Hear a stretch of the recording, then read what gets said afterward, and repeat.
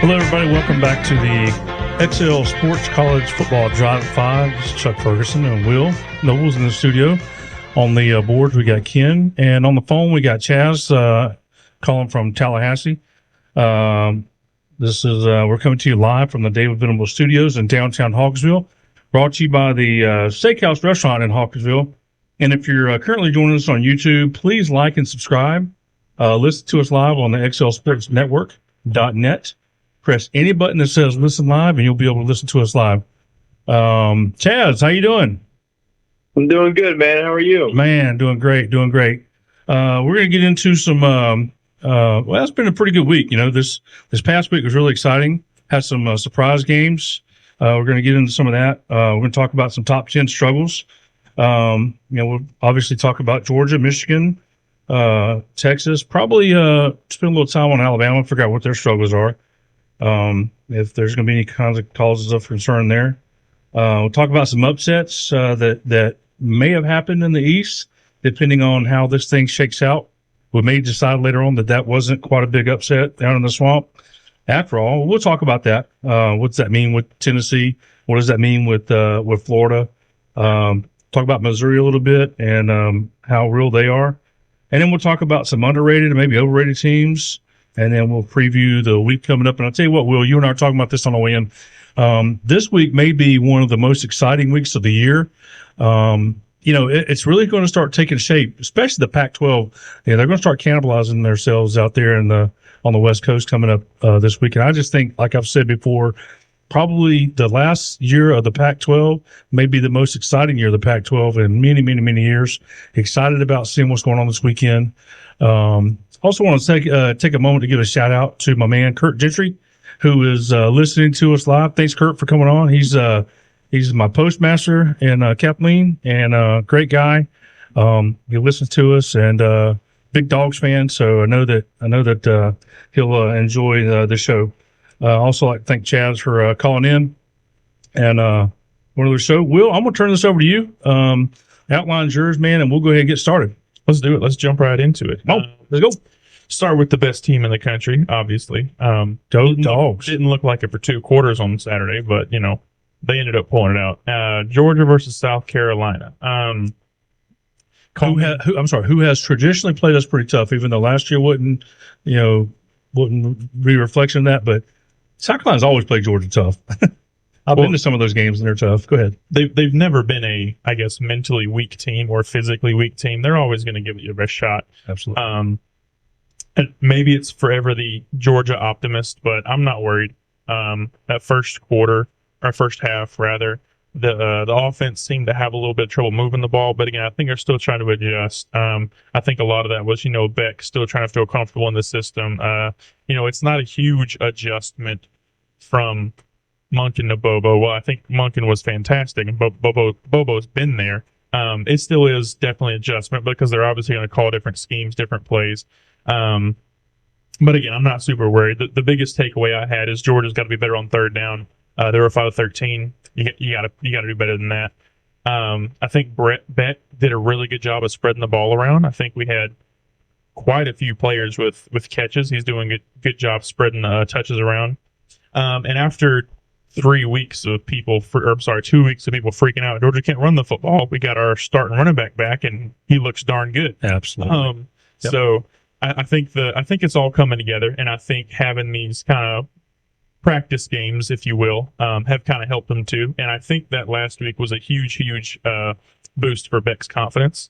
I think he realized, okay, I'm in this offense. I'm the starting guy. I got this now.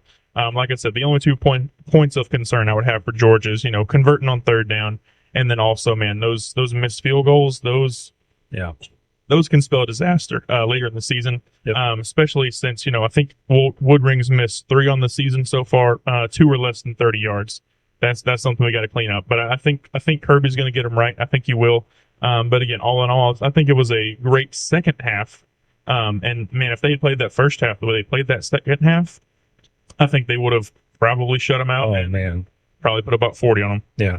So the one stat that I look at here is the rushing yards. And I think there was the last, few seconds of the game. I think there was I think Spencer Rattler had about a 12 or 14 yard scamper there the last couple plays of the game. But total rushing yards for the game, South Carolina had 53 and Georgia had 189. Actually, I think they had a little more, and they took a knee there, I think, towards the end, maybe, whatever. But yeah, you're right. Dejon Edwards coming in and made a huge difference. That guy, and we've talked about this before. Some of those backs that come through Georgia that don't get a whole lot of attention. Brian Herring is one. Chaz, you know as well as I do. I mean, we all love that guy, and I think Dejon Edwards is one of the guys that I remember back when he was a freshman against Missouri, and man, he just shredded those guys.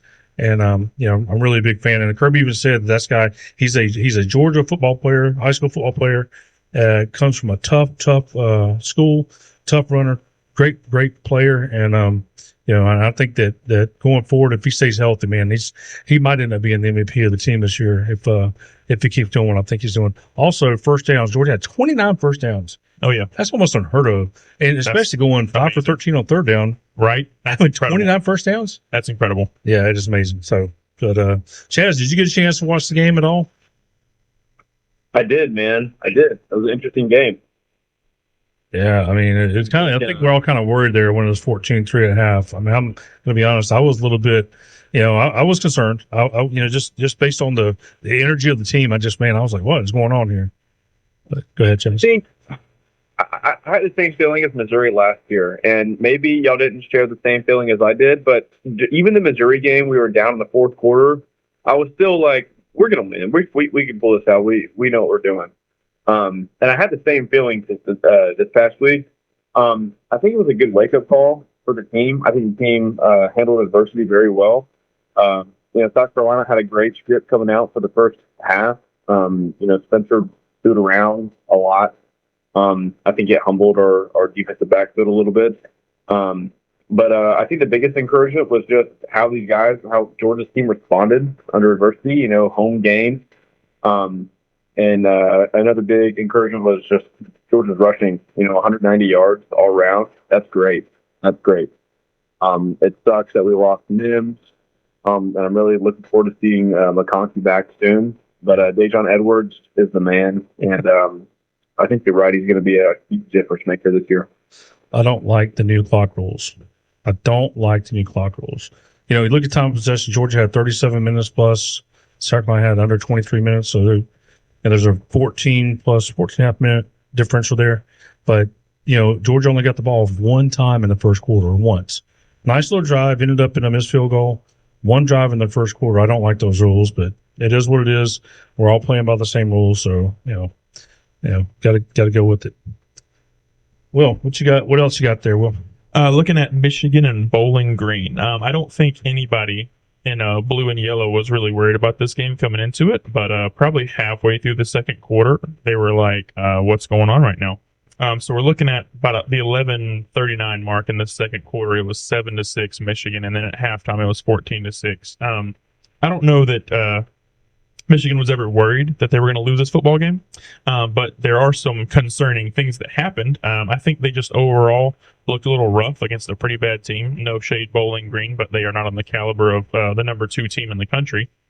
The biggest takeaway to me, because Blake Corum looked like Blake Corum looks. He looks great this year like he did last year. The biggest takeaway to me is, man, J.J. McCarthy is who I thought he was. Man, threw 3 picks. He was 8 for 13, 143 yards, and 3 picks against Bowling Green at home, man.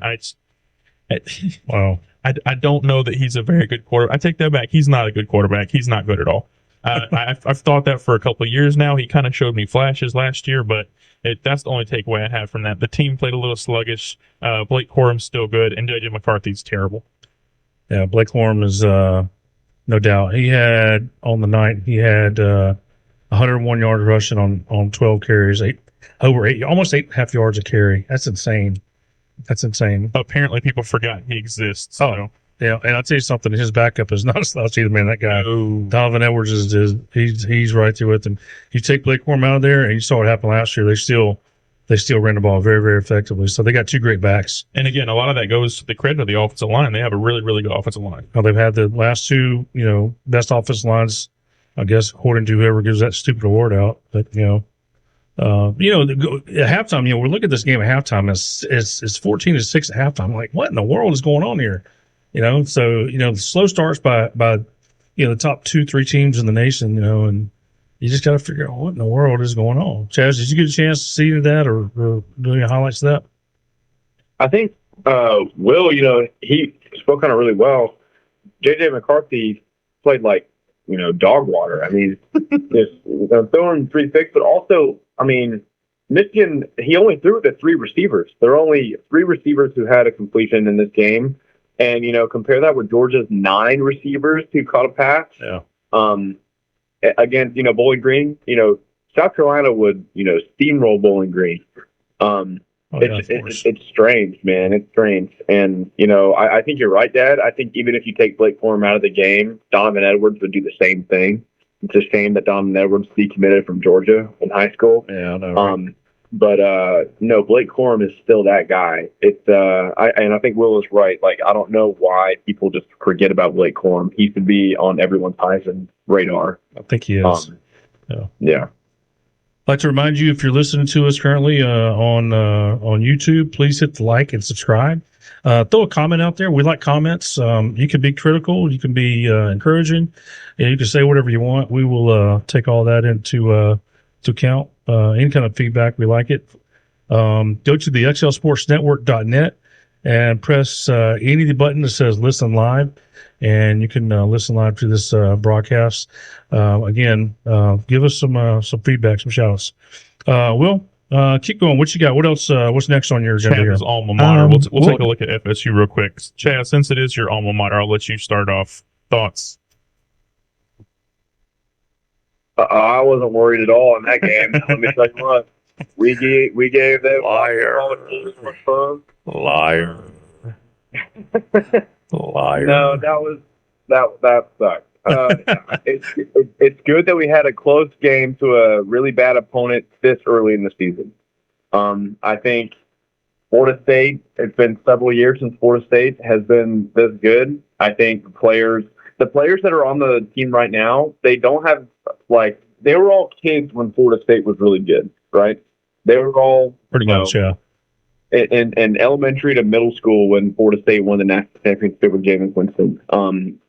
So they don't have that, that complacency that, if last year's or 2 or 3 years team was great, they were a senior in high school or a freshman in college and they were on the roster and they were doing great, and now they think they're great and boom, they're not. I don't think that's the problem. I think the problem is they are, preseason ranked super high, higher than they probably knew they would be, and now they're in the top 4, and I think they just got super complacent during that first half. And I think that, Florida State scored 4 touchdowns in 2 quarters. In the second and third quarter, it was 28-9. If you just count those 2 quarters. In the fourth, Boston College had a good surge. I think Thomas Castellanos, he threw, Boston College quarterback, throwing for 20 for 33 for 305 yards and a touchdown and an interception. He played really good. He also had 95 yards rushing. And we had no answer for him in the first half. Yep. Jordan Travis gave me the biggest scare of my life when he went down with a quote-unquote injury, and then it was revealed that he was just messing around, and he came out and he played fine in the second half.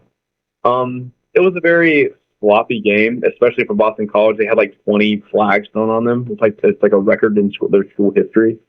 But I think Florida State will bounce back. Coming off a great win against LSU, another great win against Southern Miss, and then this. Yeah, I'm sure they're probably looking forward to Clemson. I still have them beating Clemson, obviously, this weekend, but this was a scare. Well, there's some stats that jump out at me. Yeah, you're right. 18 penalties is just huge this game. That was accepted penalties, by the way. They had more that were declined. Right, that's true. They outgained them. They outpassed them. 457 total yards or 340. But this game, Will and I were watching this game on the back porch, and you could feel the momentum, Will. You could feel the momentum in the fourth quarter. It was like, absolutely. It was like, Florida State's on cruise control. It was 31 to, I think, 16, I think it was, something like that. That's what it got to. I think it was like to 31-10 at one point. Yeah, 31-10, something like that. And all of a sudden, they scored, and then they got that it wasn't really an onside kick. It was like a pooch kick thing, and the up back come up.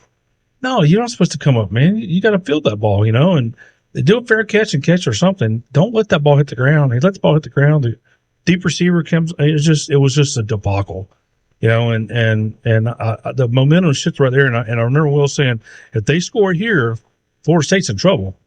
And they scored, and sure enough, Florida State was in trouble. They were a possession away from getting upset.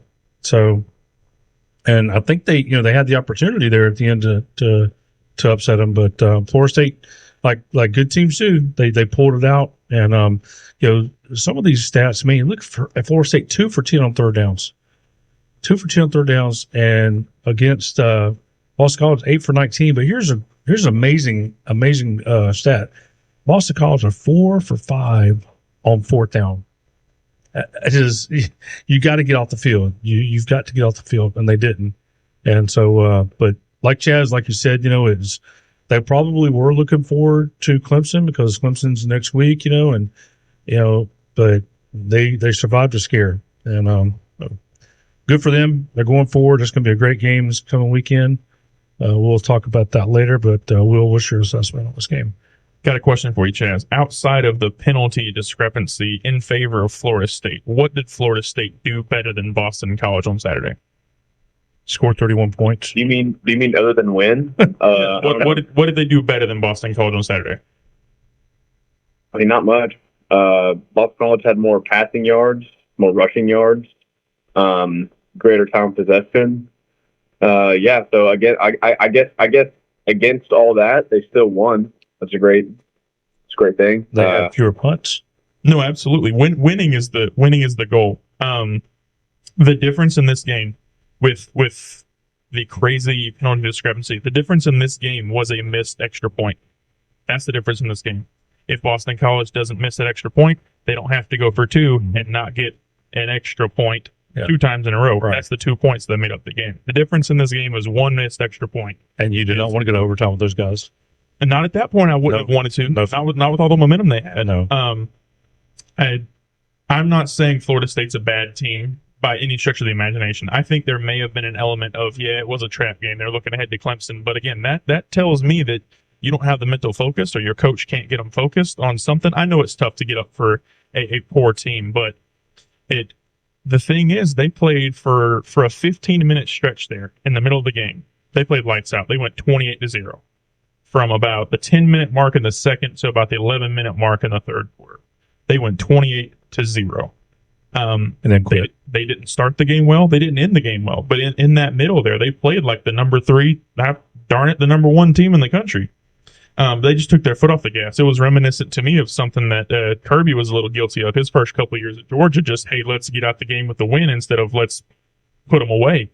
They can't. If they come into the game this Saturday, like they did last Saturday, they're going to lose, and it's not going to be close. That's the only concern I have for Florida State. They got to get that energy up and keep that energy up. And again, that's the same concern I had for them, I guess, the last week. It's just, can they sustain this success now that they have these expectations? Speaking of a team that I'm not sure can sustain success now that they have expectations, looking at Texas playing Wyoming, I think the long and short of this is just Texas plays to the level of their competition. I think we've seen that this year and over the years. They played pretty poorly against Rice, and then they jump out there and beat Alabama, and then they play Wyoming at home, and they look rough. If you look at their stats were almost identical. They won by 3 touchdowns, but they had almost the exact same stats as Wyoming. I'm not sounding alarm bells, but for me, I'm not sold on Texas. Again, the big question for me there is, can they sustain success? Chaz, you want to jump on that Texas game? I didn't watch Texas game. I see that Wyoming had substantially more, almost double the time of possession as Texas did. But no, total yards, very similar, same turnover ratio, and first downs, pretty similar. That is weird.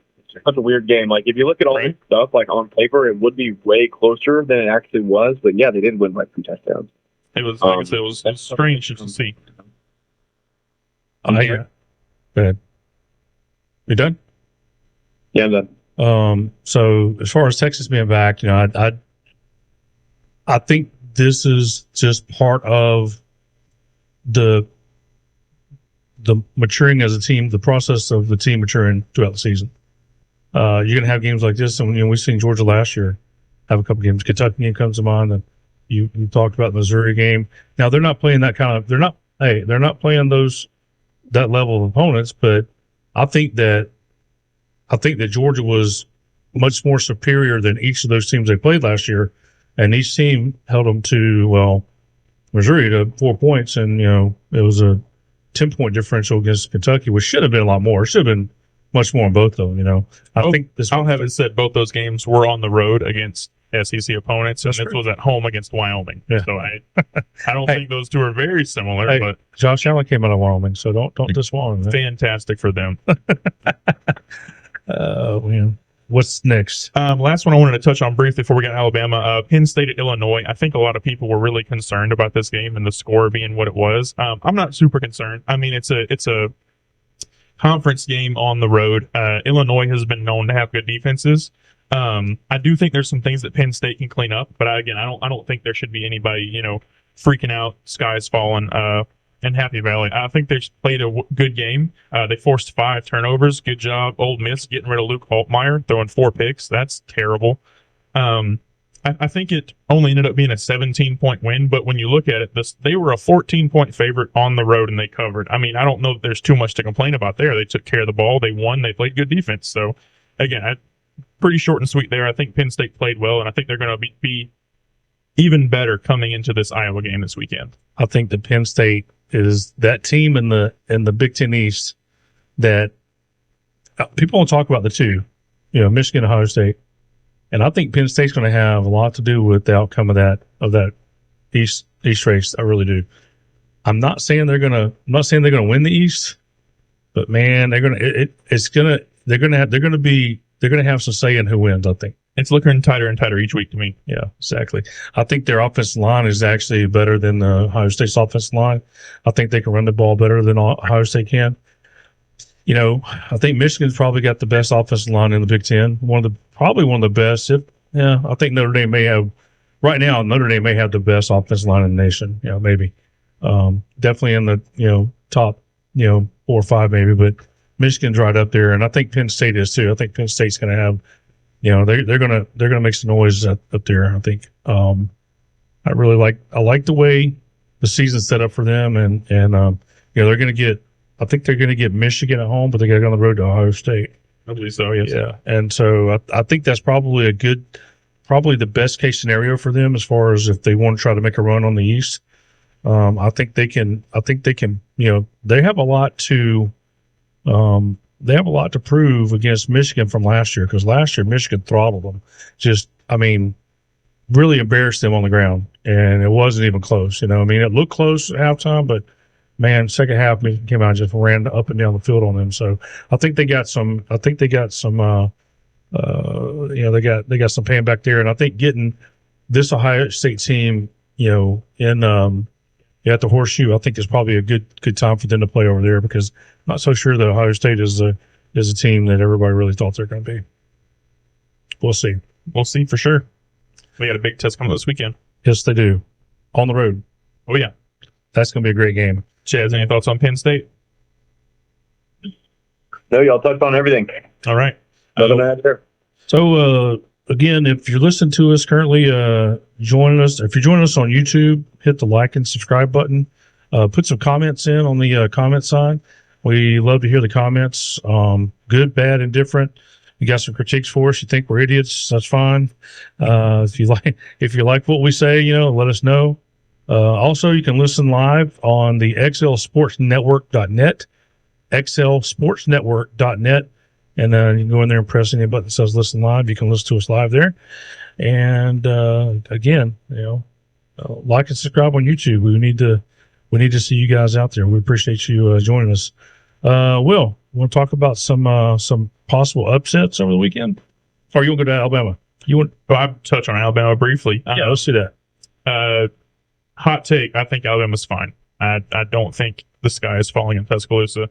I I think think it's already fell. I think their defense looks good. I don't have any complaints about the defense. You know, they gave up 34 to Texas, like we said last week, but again, that offense was not doing them any favors.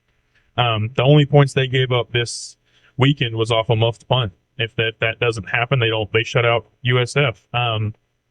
Obviously, the issue is the quarterback, and we still don't know exactly who's going to be catching balls. That running back room looked good. They had two good running backs, two guys with I think 74 or more yards. I think they can run the ball pretty well. Granted, it was USF, but I think they're going to run the ball pretty well. I think I heard Joel Klatt say this, and I agree 100%. I think this past game was a tryout for, hey, do we have anything besides Milroe in the backfield at quarterback? And I think Saban found out really quickly. His answer was no. I don't think Tyler Buckner or Simpson. I don't think that they're good enough to play this year. I don't think Buckner's good enough to play anywhere. I think Simpson might be a good option going forward, but for this year, unfortunately, I think Jalen Milroe is their best option. And again, I don't think he's a bad player. I just think he's a little turnover prone with his passes. But I think they can do well, and I think they're going to do well this weekend too. Taz? I think Alabama's season this year is going to play out a lot like Georgia's 2020 season. I think they're going to have a couple losses. They're going to go in with good expectations, good not great expectations, and deliver on those expectations. I think that the quarterback situation is their biggest woe right now. But also, they gave up 5 sacks against USF. That's unacceptable against any team, especially against USF. So there are a lot of question marks. And, if you look at the team stats, they both had similar times possessions, only within a minute of each other. They had similar total yards. USF gave one more turnover over and basically the same first down. It was just a weird game. I don't know if they're in trouble. I think, like what Dad said, I think they already are. But I also agree with the assessment that this game was kind of a tryout for Tyler Buckner and Ty Simpson. I don't see Alabama winning the West. I see them going on a 10-2, 9-3, and then winning a good bowl game, and maybe be back to an elite status next year. Who knows? But it's a weird time in Tuscaloosa this year.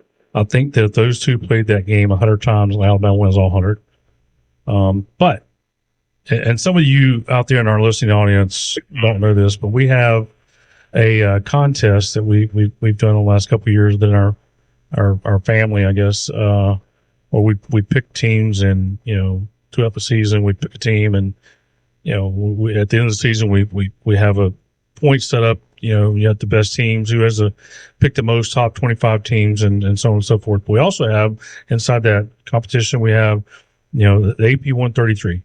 Whoever picks the worst team in the country gets bonus points. And Will, can you remind me who your team was that you picked as going to be the worst team in the nation this year? Preseason, I picked USF. You picked USF. Sure did. So Alabama scores 17 on USF. Now, you got to remember, they scored with 33 seconds left, with a minute left to go in the game. The score of that game was 10-3. A one possession game against who many people probably thought the same thing, the 133 in the nation. So, do I think that the sky is falling in Alabama? I think that cloud bank's really low. I think that when you look out there, you see a fog that you can't see 5 feet in front of you.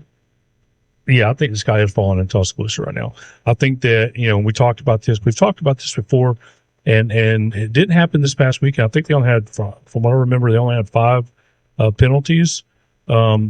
But this season they've had games where they've had a lot of penalties. I think the Texas game, there was a lot of penalties, and so I still think there's a lack of discipline there. But the biggest problem, and I think everybody knows this, the biggest problem is who's behind the center, who's taking the snaps. And I just don't think that Jalen Milroe is the guy that's going to get it done. I know Tyler Buckner's not the guy that's going to get it done, because I think he's colorblind. He can't figure out what team to throw it to. And I don't know about Ty Simpson. I think he's very talented, but just don't think he's ready. They got 2 other quarterbacks on that team too that are, highly recruited stud quarterbacks that come out of Georgia. I think one of them came out of Georgia. I'm not sure where the other guy came out of, but they got some talent. They got some supposed talent on that team. They just can't put it together. For some reason, they can't put it together. And maybe going forward they will, but I just don't think so. We'll see. We will see here short order. All right. Go ahead. What you got next? Quickly, the two, I guess, only upsets or biggest upsets of the weekend really impacted the SEC East. We had Missouri beat Kansas State, and if you don't listen to the show that I subbed in for on Saturday and just listen to what I said here last Thursday, I sound really, really smart because I said this game was going to come down to Mizzou making big plays, and that's what they did.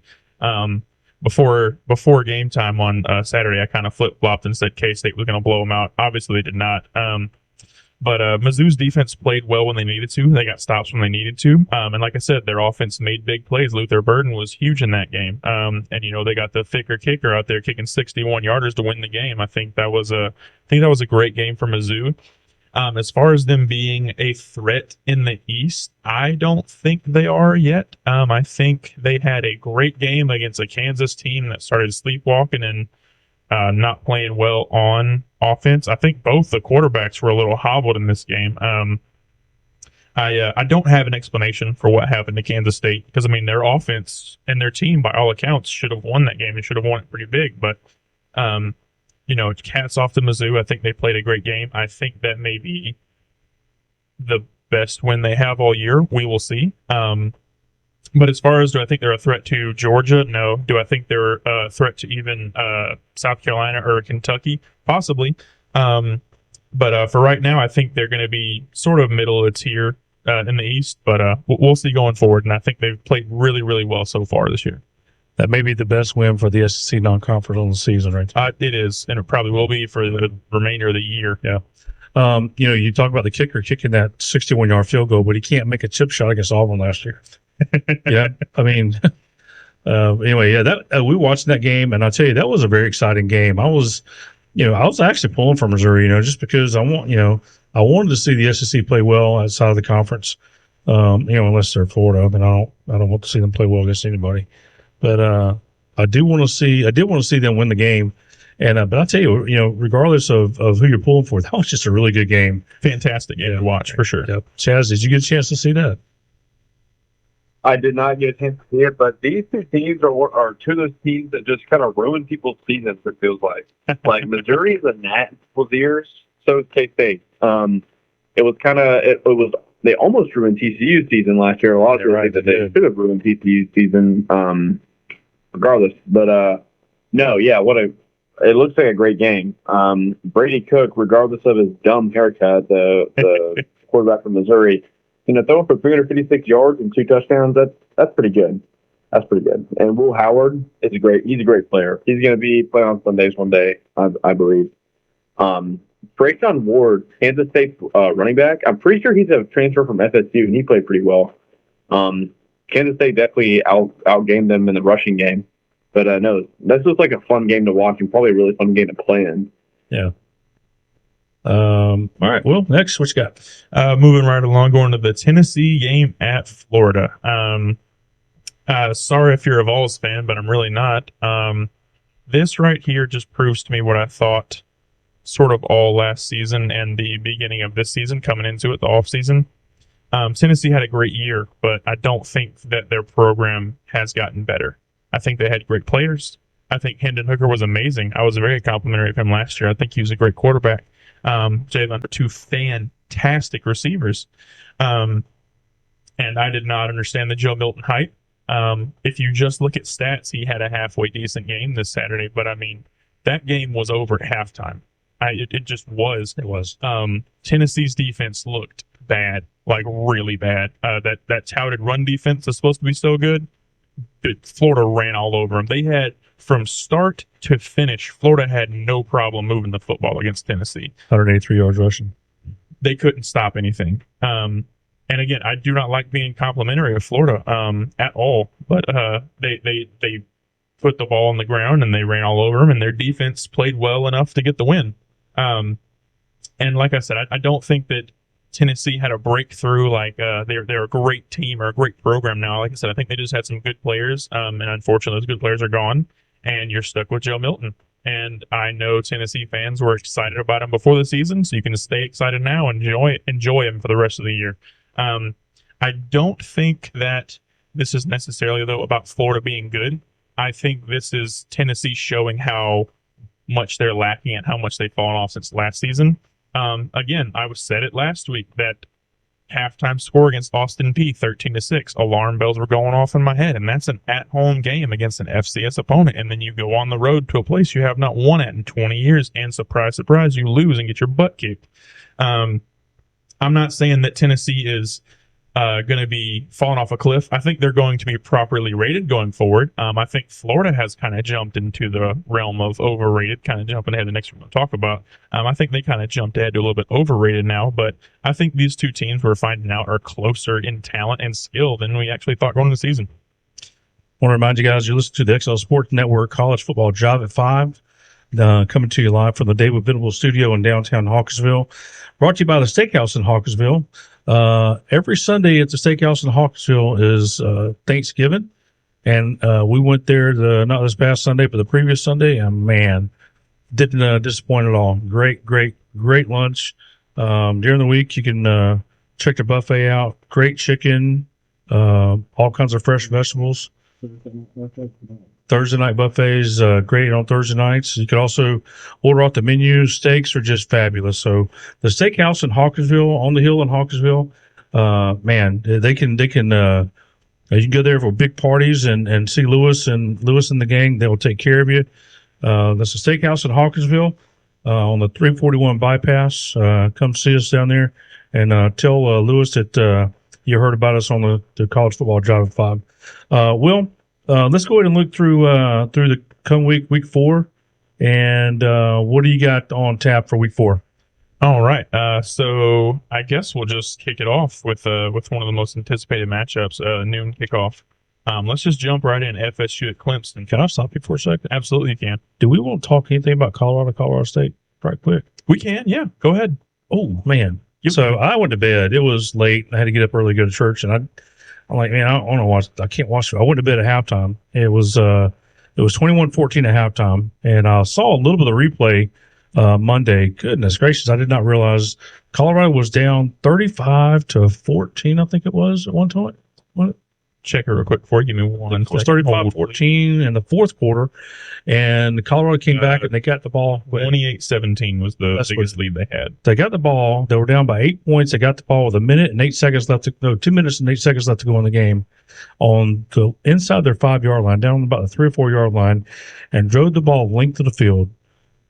Sanders drove the ball down, and man, Joe Horn, I heard Dion talking about it. Joe Horn was having a terrible game, and he pulled Joe Horn aside and said, "Listen, son, the people back home are watching you. They want to cheer for you.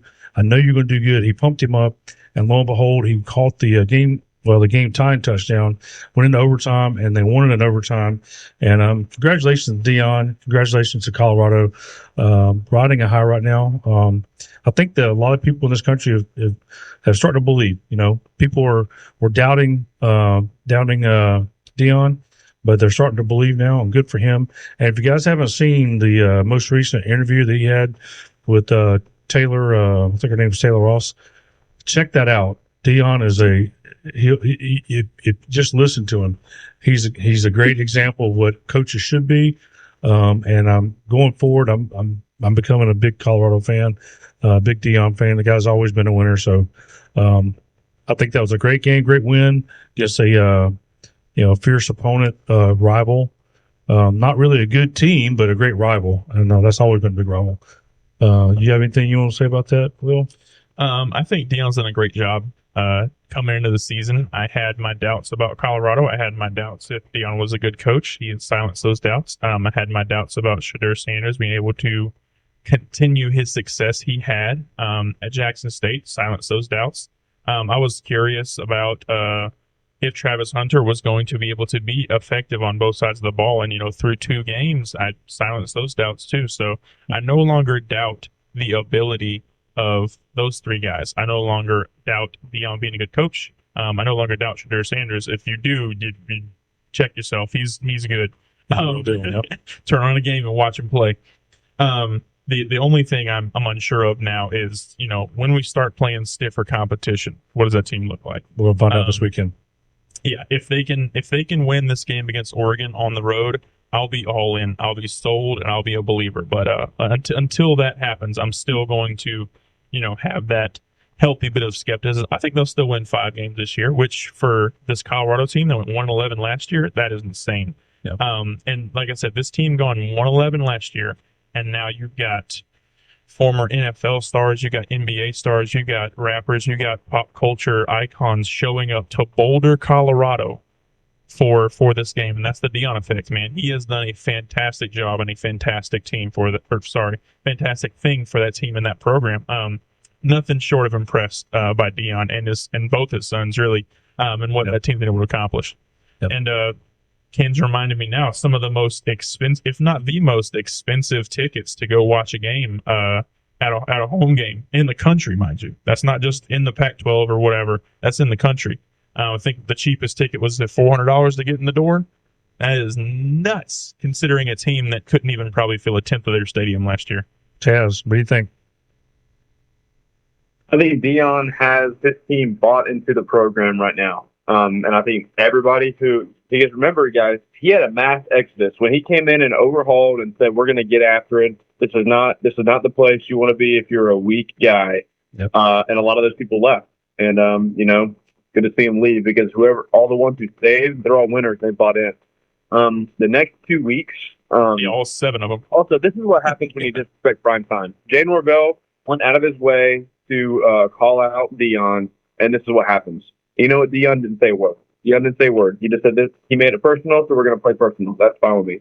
I think the next 2 weeks, I think Oregon's a great team. I think Oregon is one of the more slept-on teams this year. If they go and beat Oregon, guys, if they go on the road and beat Oregon, the conversation has to be had if Colorado is in that really good elite team. I don't think they are, but if they go on the road and beat Oregon, that's conversation to be had. And then the next week they go and play USC. Maybe the biggest jump in the home. Maybe the biggest jump in AP and forever. Go from 19 to top 10, I would imagine. Yeah. Oh, Especially if they win the next 2. If they win the next 2 weeks, they're a contender. Oh, absolutely. I'll say that. If they win the next 2 weeks, they'll be a contender, which isn't a hot take to say. Yeah. If they win Saturday, we're going to have people talking about it as a playoff contender, rightfully so. Yeah. I mean, this Oregon team, we'll get into it in a second here, but this Oregon team looks absolutely stellar. And if Colorado goes into Oregon, Autzen Stadium, and they beat them, man, that's going to bring the house down in Boulder, Colorado. Yep. Remind you guys, start pre-ordering your Thanksgiving meal from the steakhouse in Hawkinsville. They do cater, so start pre-ordering that now, and you can have them cater, or you can come pick it up. That's Thanksgiving dinner. Thanksgiving's just right around the corner, ladies and gentlemen. Starting to feel the air get cooled down. Man, it's great football weather, and man, looking forward to the rest of this fall. So we'll go ahead and jump on the preview for week 4. All right, jumping back to it. I'm going to try and go through these quickly as we can. So jumping back to FSU Clemson, Chaz, give me your thoughts, predictions, what you got this weekend. I think FSU's going to win. Obviously. But I think our assessment that or our hope that this past week FSU was looking forward would be great. Guys, listen. FSU should have beat Clemson last year, and FSU knows that, and so does Clemson. So it's going to make out to be a great game. This is the first time in many years that Clemson is the underdog going into a home game. It's going to be great. I think that Mark Norvell has had his team looking forward to this game for a long time now. They were really focused on LSU. I think the real game they've been looking forward to is the Clemson game. I mean, it is a personal game, and if they beat Clemson, it's gonna be good. It's gonna be good. But expect Jordan Travis to go off. Expect Trey Benson, Tofili to go off. I think Clay Klubnik is a great quarterback. I think Will Shipley is an amazing running back, and I think that both teams are going to play great. This isn't going to be like a one-sided affair. I think these are 2 really good teams. I don't think Clemson should be unranked. I think Clemson can be a lot of teams right now. Yeah. That's what I think. Well, I think if And I don't if, care. I don't really care. if Florida State can stop Will Shipley, I think this game won't even be close. That's a huge if. That's a huge if because that guy is pretty good. That guy's not just pretty good; he's elite. I'm with you, Chaz. I think Florida State is going to win this game. I think what is the spread? I'm going to look at this. 2.5. 2.5. So 2.5 point spread and Florida State's favored. They're favored 2.5. Now that's big. That's really 5 or 6 points on a neutral site. So, basically a touchdown. I think they will win. I think they'll cover that spread. I think that if they can stop that run, I think, and make Klubnik just throw the ball and get some pressure on him, I think that it's going to be a long day for the folks in Death Valley there. Memorial Stadium. I'm going against the grain with you two guys. I don't know what it looks like across the country as far as picking FSU or Clemson, but I'm rolling with Clemson. Would be a pretty big upset as far as how they're ranked in the polls. You got a unranked, unofficial number 26 playing number 4. I think Clemson had a rough and inexplicable game against Duke. It was wet. They had some crazy turnovers that happened that game. But since then, I think they've looked pretty good. They did, I guess we'll say, struggle early against Charleston Southern, wasn't it?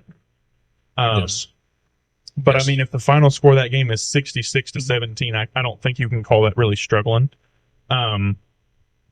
Granted, they were trailing at one point in that game, but that was only because of a pick six. I think people are way too down on Clemson. I think people are way too down on Dabo Swinney. They're crucifying the man who chose not to participate in the transfer portal. And I think this is still a really good Clemson team. That defense still looks great. Maybe I am being too prisoner of the moment, but a lot of what happened last week against Boston College is really, really scaring me about Florida State. The other top teams like Georgia, Michigan, Texas, they all started slow and finished strong. FSU did not do that. They started slow and then picked it up and then they finished slow. That to me shows kind of a lack of attention to what's going on there. But they proved in that time where they were paying attention. They look like, I dare say, the best team in the country, But I'm going to roll with Clemson. I think they're going to get some stops. I think the defense is going to play well. I think that offense is going to play inspired. I think Garrett Riley is going to put it all together for him too, and I think they're going to win this football game. So you want to talk about what the rest of the country says? Let's hear it. 82% are betting on FSU to win the game. Well, to beat the spread, to win and beat the spread. 82% against 18%. That's huge. The over and under on this is 55, and 80% of bet the under. So people think it's going to be a low scoring game, and FSU's going to pull it out. Let them doubt Dabo Swinney. Let them do it. What you got next?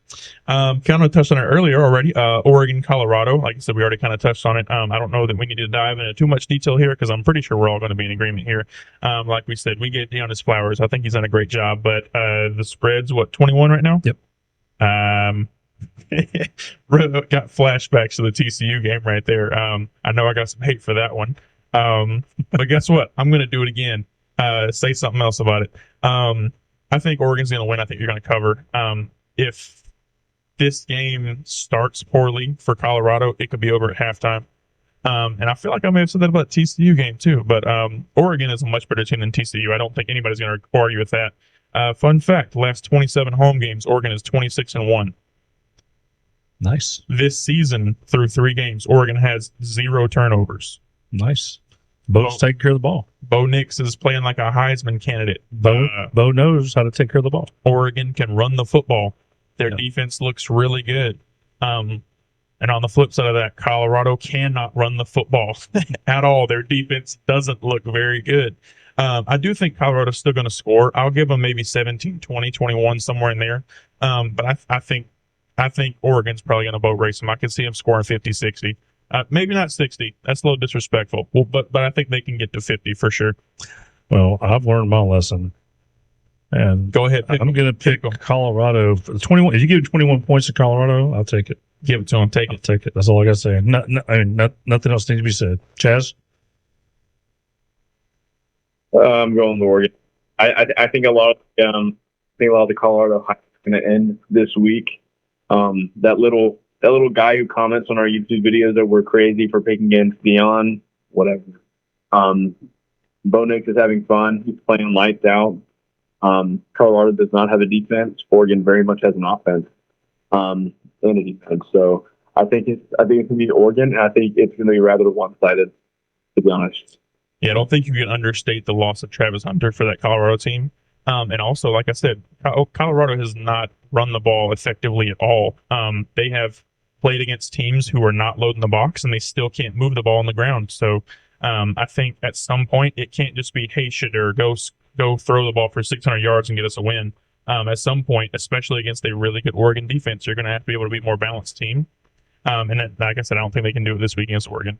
All right, we're going to pick up the pace a little bit. We got about 8.5 minutes left to go on the show. So, Will, let's go ahead and jump on the rest of them. Let's get it moving. All right, we got UCLA at Utah. This was a tough game for me to pick. I think these are two. I don't think Utah is a sneaky good defense, but I think UCLA is a sneaky good defense. They got I always mispronounce his name. Latu. I think he's one of the best defenders in the country. So far, it's going to sound kind of weird to say, but Utah has not looked overwhelming to me. The offense isn't super impressive. I mean, they had one big play against Florida in the first game, but that guy's not even starting anymore. They got Nate, who's their quarterback now. He's played well, but we'll see what he can do going forward. I'm actually going to roll with UCLA to win this game too. Wow. Well, I'm gonna pull for UCLA just because they're one of my teams in our competition. I pulled for Utah for a couple of years because I had those guys last year. But but getting to reality here, UCLA on the road, Utah plays tough. They're one of those teams that you can underestimate them all day long, and they're gonna really come out and show you what they're all about. 6-point favorite. Like I said, I'm gonna root for UCLA, but for my pick, I'm gonna pick Utah to win the game and cover the spread. Chaz? I'm picking Utah to win and cover the spread as well. Okay. Well, what you got next? Moving ahead, Alabama, Ole Miss. I know everyone's jumping off the Alabama train, but I am not. I think Alabama's going to win this game. Nothing has really happened for Ole Miss this year that has impressed me. I mean, we learned nothing from that win against Mercer. They gave up 20 points to Tulane's quarterback, and they needed every bit of 58 minutes to put them away in that game. And they turn around and give up 23 points to Georgia Tech at home. I don't think Ole Miss has a very good defense. I mean, forget that Jalen Milroe may turn the ball over. I don't think Ole Miss has a good enough defense to stop them. So I think points are going to be scored for Alabama. Again, assuming that they don't just have a tragic turnover game. Excuse me. And I think Alabama's defense, like I said, is still good. For me, it just comes down to Jalen Milroe takes care of the football. Alabama wins at home. And they have not lost 2 games in Tuscaloosa since Nick Saban's very first year there. It's first for everything. So Tulane returned almost their entire team from last year that won the Cotton Bowl and beat USC, knocked USC out of a playoff spot. So I don't think that Tulane, and you've even said this before too, that Tulane's a pretty good ball team. They're probably the best group of 6 or group of 5 team out there. Probably could beat a lot of Power 5 mediocre or better programs in the nation. So Ole Miss having that win to me, and they showed a lot. To me, they showed a lot because they came back. They were down. They were down late in that game. They came back and won that game. So showed a lot of character to do that. Alabama, man, they're still in Tuscaloosa. You're a 7-point favorite. I'm not sold on Milroe. I'm just not. And do it. Pick Ole Miss. I'm picking Ole Miss. I'm going to pick Ole Miss not only to beat the spread. I'm picking Ole Miss to win the game. And Nick Saban will lose their second game in Tuscaloosa this year. Chaz? I think Nick Saban's greatest strength is his weakness. You're seeing more and more of his assistant coaches becoming great head coaches elsewhere, and I think Lane Kiffin's up. He's long past due to beat him. I think Lane Kiffin's going to win. I'm not convinced with Alabama's offense. I do like Ole Miss's offense. Their defense does have questions, but yeah, I'm picking Ole Miss with this one. Right quick, that Alabama offensive line that was supposed to be very good this year is not. And I don't think Milroe could throw the ball. If that offensive line can't block, that's going to make that Ole Miss defense look a lot better. And they're still an SEC defense. They're still a SEC West team that looks pretty good. I think they're going to look better this week. I still think Ole Miss is going to win. No, that's wonderful. If Quinshawn Judkins can only get 48 yards against Alabama, they're going to beat him to death. He's going to have over 100. Yeah, sure about that. Yep. Let's go. We got Oregon State at Washington State. This is going to be a great game. I mean, for me, this is basically a pick 'em, man. I mean, you got a great offense meeting a great defense. If you have not watched Washington State play some football, you probably should. They have a gentleman named Cameron Ward at the quarterback. For the season, he's 72%, 986 yards, 9 touchdowns, 0 picks, 2 rushing touchdowns. He did fumble the ball 3 times in week 1. He lost 2 of them, but they blasted Colorado State. So it doesn't really matter to me that happened because he's been taking care of the ball since then. To me, this game is going to be who can do the other's strength better. So Oregon State's strength is defense. Washington State's strength is offense. If Oregon State's offense looks better than Washington State's defense, I think they'll win. But if Washington State's defense can look better than Oregon State's offense, I think they'll win. DJ, man, I love him. He's done great at Oregon State so far, but he was showing flashes of last year, DJ, last week against San Diego State. I know San Diego State has a pretty good defense, especially for a Mountain West team. But I think if Washington State can turn him over a couple times, they'll get the win. So I'm gonna roll with the Cougars. I think Wazoo's going to win this game. They're a 3-point underdog at home. I think they're going to win the game. Chaz? I agree. I'm rolling with the Cougars. All right. I think on our schedule you had Notre Dame, Ohio State, and then you had Iowa, Penn State. Can we swap the Iowa, Penn State? Because I want to spend a little bit more time on the other one. You got it. Iowa, Penn State. Penn State. I think it's pretty easy. Iowa looks exactly the same as last year. Cade McNamara doesn't look very good. He doesn't look any different than Spencer Petra so far. They got a great defense. All they have to do is have Drew Allar not lose the game. They can win 20-3. I think Penn State wins it. Penn State is a 14.5 point favorite in this game at home. Man, that's tough. That's a tough call right there. I think that Penn State's going to win this football game. I don't think they're going to cover the spread. I take Iowa to beat the spread. I pick Penn State to win the game. Chaz? I pick Penn State to win and to cover the spread. All right, Penn State win, cover the spread. And go ahead, Will. What you got next? All right, we're getting a little leeway on time here, so we'll slow it down to finish. But I think what's going to be the game of the week: Notre Dame and Ohio State. So far, I have loved what I've seen from Notre Dame, and I've had a few questions about Ohio State. Ohio State looked better last week, albeit against Western Kentucky, but I'm going to give credit where credit is due. Because if they had the game that Florida State had, I'd be tearing them to shreds. So I got to give them credit for having a great game. I think they looked like they may have put a few things together last week. But I like Notre Dame more just across the board as a team. I think Notre Dame has a better quarterback. I think they have a better running back. And I think they have, you can mark it down, I think they have the best running back in the country. I praised him last week. Audric Estime, that guy is for real. He has had over 100 rushing yards in all 4 games. I'm sorry, they played week 0. All 4 games. Let me see. I'm not sure exactly how many yards a game he's averaging. I got it right here. He is averaging. Whoops, I thought I had it right there. So let's see. Quick math. Yeah, 176. He's averaging 130 rushing yards a game. Yeah, that offensive line looks fantastic. That offensive line looks great. A great quarterback can win you some games by himself. A great quarterback and a great running back can win you some games. A great quarterback and a great running back behind a fantastic offensive line, they can bludgeon you to death. And I think that's what Notre Dame has. And I think that's what's going to happen on Saturday. I'm not going to say it's going to be a blowout. I think it's going to be a real close game coming in the fourth quarter, but I think Notre Dame's going to pull it out. And I think if they can, get some double teams on Marvin Harrison, if they can get some pressure on Kyle McCord, I think Notre Dame's going to pull this one out. In South Bend, by the way. So, yeah, and that's the big thing. In South Bend, they got a quarterback, man, out there now that's for real. Sam Hartman may end up winning the Heisman this year. If he keeps playing the way he does, I think he's certainly going to be in the top 4. He'll be in New York, and depending on how Caleb Williams does out there, and you guys know that history is not on his side to win back-to-back Heisman trophies. But you're right. Your assessment is spot on.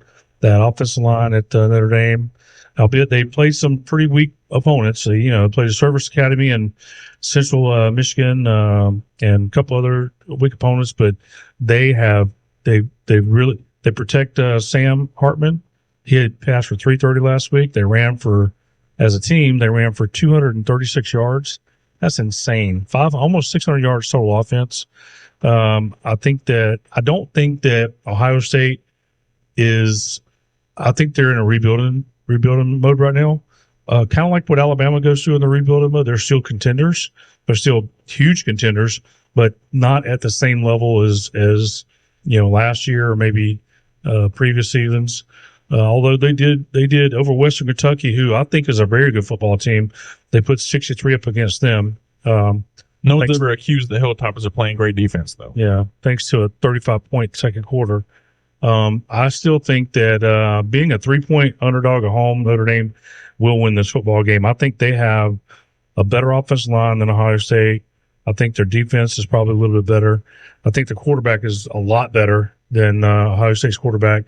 Ohio State does have those Frisbee catching dogs on the outside out there that are just insane. But I'm going to pick Notre Dame.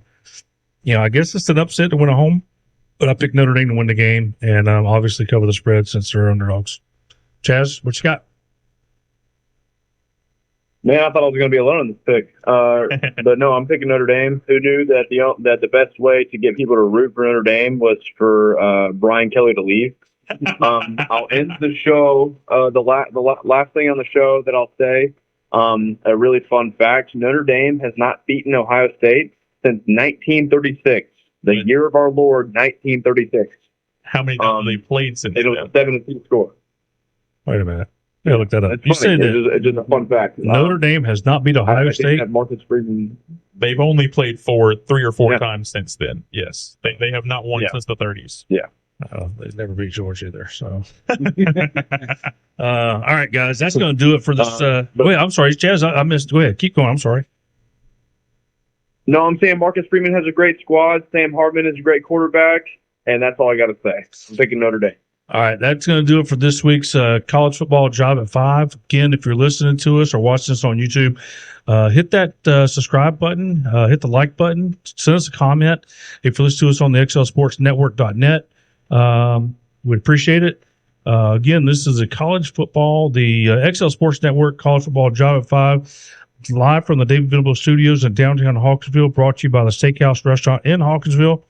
We love you guys. Thank you for listening, and we'll see you next week. Have a good day.